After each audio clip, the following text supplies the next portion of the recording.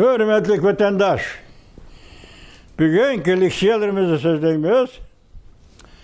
Leksiya da size kaçırız, Washington'da sözleyimiz vatandaş. Bugünkü islağa 2025 yıl 11. ayının 12. günü.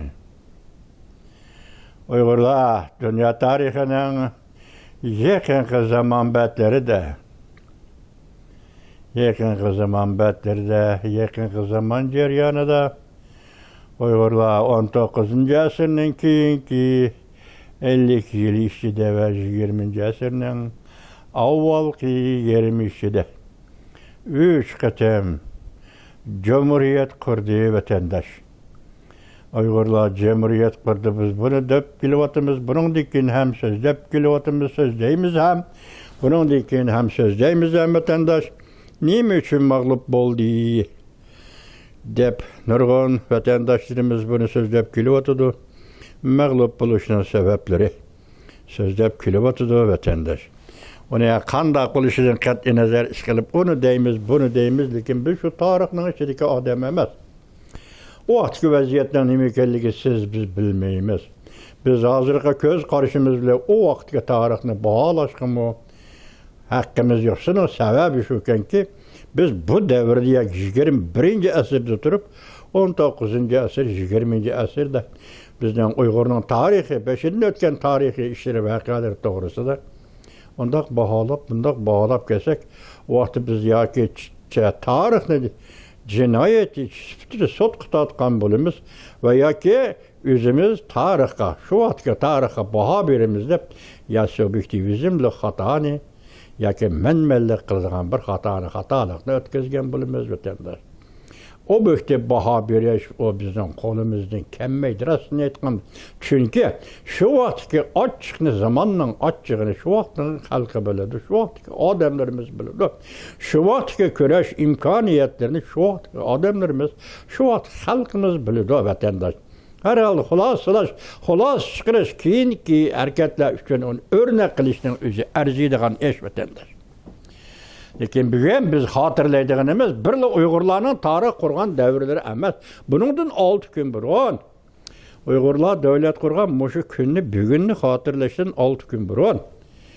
Merkezi Asiya Cumhuriyetlerining prezidentleri 11. ayının 6. günü Amerika Qo'shma Shtatlarining poytaxti Washingtonda Amerika Qo'shma Shtatlarining Prezidenti Donald Trump'ның taklifi bilen Aksaray'da görüştü. Prezident Donald Trump bilen görüştü. Söhbetler ötküzdü. Orta Asya, yaki Merkezi Asya'nın keyinki takdiri üçün fikirleşti ve toxtam kilişim namıla imzaladı. Mani bu tarafsız biz bugün hatırlaydıgan ve tasvirleydigan, hem tanıştırdıgan hem tanışıdıgan. Siz yüzünüz hem tanışıdığın, çünkü tek çöküp kiralıydıgan, hem kirişiniz gerek boğan acayip bir moment ve vaziyet. Yaratılgan kündür vatandaşım. Uygurlar şundak, Yakup Bey, 65. yıldan 84. yılgısı boğan aralıkta. Yakup Bey'nin devlet kuruşu, keyin Qashqariyada, Qashqar ülkesinde Sabit Damıllı Hacım'ın devlet kuruşu, keyin G'olja ili ülkesinde Ahmetcan Qasim İla'nın devlet kuruşu, bir iradını, Uygur diyen milletin iradesini, bir gayini, Uygur diyen milletin gayisini, bir reallıkını, Uygur diyen milletin reallığını tanıp yetken adamlarımız, bulup şu vaxtki dini akabirlerimiz bu devletini kurup çıkan idi. Siz aytqandak, başkalar aytqandak, halkara münasebetler tarihi deriyadaki keremmedi. Şu ceriyanda üzün tegişlik ornunu tutup kalanmadı. Şu orunda üzünü saklap turalmı. Çünkü Uygur'un gücü yetmeydi, Uygur'un derdi ahvalı mı yetmeydi, Uygur'un iltimasını hiç kim kabul kılmaydı. Çünkü bu Stalin, Mao Zedong, Çan Keyşek degen Muşundak Cahangir devletlerinin rehberleri ve onların başka devletlerle elip bağın diplomatik münasebetler içinde bu devlet gayip oldu vatandaş. Bugün şunu biz bir iradını, Uygur degen bu milletin iradesini, bu iradenin devlet kuruş tarihini, devlet kuruş arzusunu hatırlaymaz vatandaşım. Bugün biz hem Uygur'da, her bir Uygur'da şu devirdeki ruhunun buluşunu, şu devirdeki ruhunun bugün her bir Uygur'un vücudunda yıldız tartkan buluşunu ümit kılımız vatandaş. Endilikti yani oylaydığın emez, şunda küllek Uygur, bu katem üzünen osmanı da, Tanrı Dağı'nın çokusu da, 10 kanat, sol kanat, Kaşgar ili yani Cungar oymallığı da, Turpan Kumul oymallığı da, yani şu bayrağını lepilditişini isteyimiz, arzu kılımız, kötülüşünü halayımız vatandaş. Şunun için siz teyyarlık kılganı, nemi işlerini kılışınız gerekliğini oylayışınız ve şunun için teyyarlık kılışınız gerek buluduğu vatandaş. En mühimi, şu vaktki milletimiz Uygur'un seviyesi bile, bugünkü Uygur'umuz, milletimiz Uygur'un seviyesini seliştirip gören vatandaş. Oturda kançılık fark var, kançılık okşaşlık var. Şu vaktki irade bilen hazırki iradeni seliştirip gören vatandaşım. Bu iradenin farkı nedir? Şu vakta kançılık idi, hazır kançılık idi vatandaş. Şu vaktki selbi hareketler nemi idi, icabi hareketler nemi idi vatandaş. Ben bir hikayeni anlatacağım. Biz Şincan tarihi, yani siyasi kengaş işlep çıkılgan tarih, Şincan tarihi yazma tarihleri doğru siz bildiğin haber ne o bizi? Bundak bir omil, bilen bağlanıp gelgen bir haber de şu vakti neyme değildi deseniz.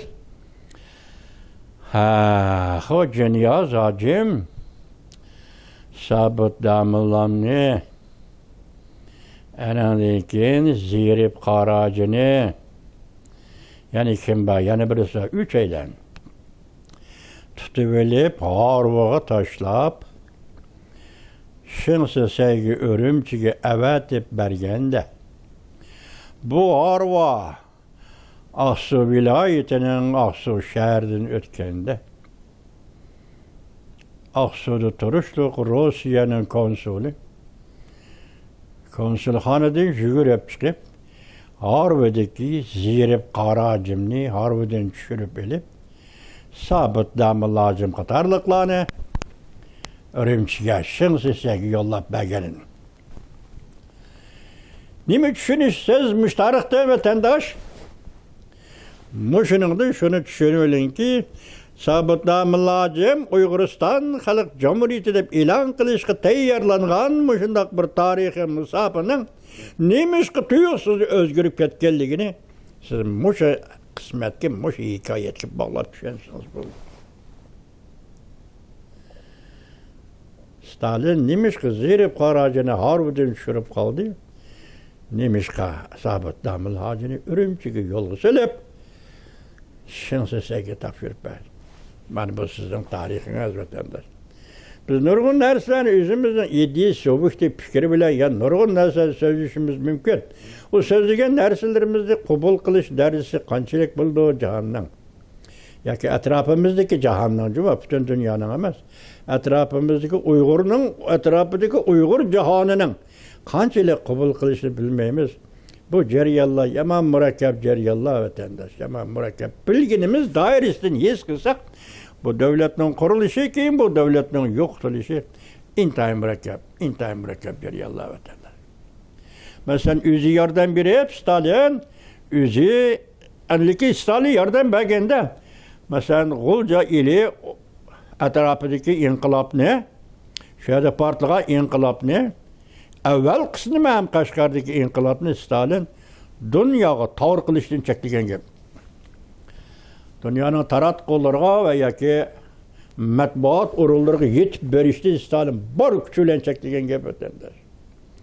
Olca ili rayında boğan inkılap, milli demokratik inkılap ahırlaşkanda, mesela Moskova, Yalta şartnamesiyle ahırlaşkanda yetip baralığın bir kişi hazırki New York vaqt gezinin bir ayal muhbiri ili ölkisi Urumchiga berip şu inqilab qatnaşqanlarning fikrini elip en ahir degan bir cümle sözü varken bir yer kögentin mal saqlab qalanmadim. Bir cümle sözü varken Devlet kurduğunlar, devletinler tügüdü. Sizlerinin Amerika Qo'shma Shtatlarga deydigan gapinglar bormi? Deb savol qo'yganda vatandosh. Hammasi injiqlagan gap vatandosh. Nimish injiqlaydi? Chunki ayada uni keyinda Rossiya Stalin degan odam bor.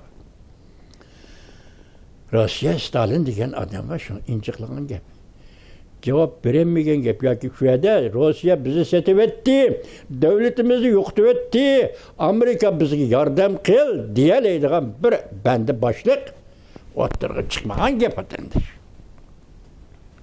Shunga buningda gap aql bo'lsalar, yurak bo'lsalar, qaramliq bo'lsalar, hayot deb shior to'g'risi shuning o'zi yaxshi odam, shuning o'zi buyuk odam deb qaraldigan Uyg'urning odatlashgan an'anasi ichida bunday gaplar ko'rilmaydi vatandosh. Shu vaqtida hech kim bir o'ttirib chiqib, masalan, Asad Isaqov degan bor. Shu New York vaqt gazetining muxbiri ziyorat qilgan Asad Isaqov degan bor shuning ichida.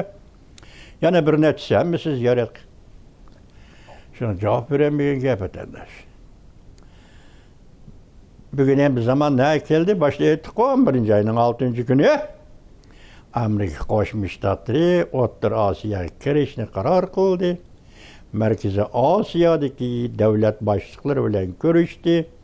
Hozir O'rta Osiyoni, G'arb tilidagi Markaziy Osiyoning tariximi, realligimi, kelgusimi har qaysi jihatda o'zgargan. Savdo tijorat yoki mablag' solish, mablag' elish, bodi keldi munosabat. Shundaqdan aytganda hozir G'arb dunyosi, ya'ni Amerika Qo'shma Shtatlari O'rta Osiyoga kirdi. Mana bu siz biz xotirlaydigan shu qatorda ana qurilgan davlatimizning nima uchun qanday qurilganligi, nima uchun yana shunday mag'lub bo'lganligi, nima uchun? Buning ichida yana bir misol nima aytay? Mushu vatanda yaqinda Uyg'urning tor batchillari 2006-yil, 2007-yil atrofida hozir açamaymiz, nima açamayman vatandosh. Şu vaqtda şu balla Uyg'ur yoshlari tarix to'g'risida so'zlab kelyapti. Oxirqatim o'zi qo'llab, o'zi madad bergan Stalin bostirdigan vaqtida Uyg'urning Ibner ko'ligicha orliqda, Shixogacha hatto aeroplan avatib inqilob qatnashgan Uyg'ur harbiy qismlarni bombardimon qilgan.